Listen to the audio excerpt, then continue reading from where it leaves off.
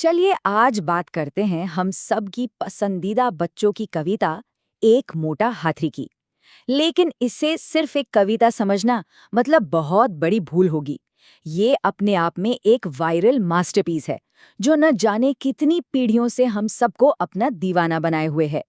तो आज इसके पीछे छिपे जीनियस को डीकोड करते हैं।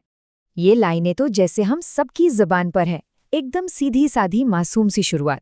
एक मोटा हाथी है, खेलने के लिए निकला है। सब कुछ कितना सिंपल और जाना पहचाना सा लगता है ना? पर क्या ये वाकई सिर्फ बच्चों को बहलाने वाली एक कविता है, या इन आसान से दिखने वाले शब्दों के पीछे कोई गहरा राज छिपा है? आज हम इसी सवाल की तह तक जाएंगे।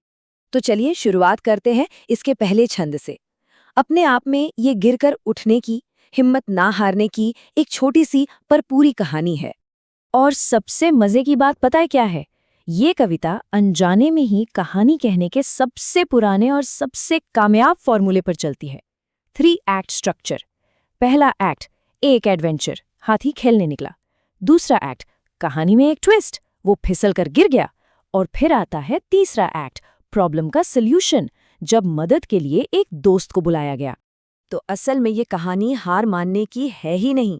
ये है कि जब कोई मुश्किल आए तो उसका सामना करो और मदद के लिए अपने दोस्तों को पुकारो। कितना बड़ा और जरूरी संदेश है जो खेल खेल में सिखाया जा रहा है।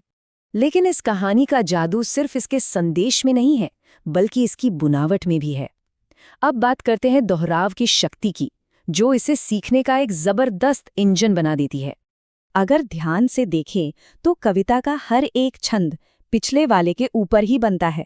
एक हाथी से शुरू होकर 2 हाथी हो जाते हैं, फिर 2 से 3। कहानी लगातार आगे तो बढ़ रही है, पर उसका जो बेस है, जो ढांचा है, वो बिल्कुल वही रहता है।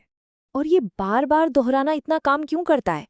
भाई सीधी सी बात है, एक तो ये कहानी को दिमाग में एकदम पक्का कर देता है। ये याद रखने का एक बेहतरीन तरीका है। साथ ही साथ बच्चों को गिनती भी तो सिखा रहा है। और इसकी जो एक लय बनती है वो बच्चों को अच्छी लगती है, उन्हें एक कंफर्ट देती है। मतलब ये सिर्फ एक कविता नहीं है, ये तो गणित का पहला चैप्टर है, वो भी खेल खेल में।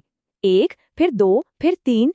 कितना शानदार तरीका है ना पढ़ाई और मस्ती को एक साथ मिलाने का। अब आते हैं इस कविता के सबसे कमाल के, सबसे क्रांतिकारी हिस्से पर। इसका वो सोशल सिस्टम जो इसके अंदर ही बना हुआ है, जिसे आज की भाषा में हम कॉल टू एक्शन कहते हैं। ये शब्द इधर आ इधर आ इधर आ, ये सिर्फ कविता की एक लाइन नहीं है। सोचिए जरा, ये एक खुला बुलावा है, एक इनविटेशन।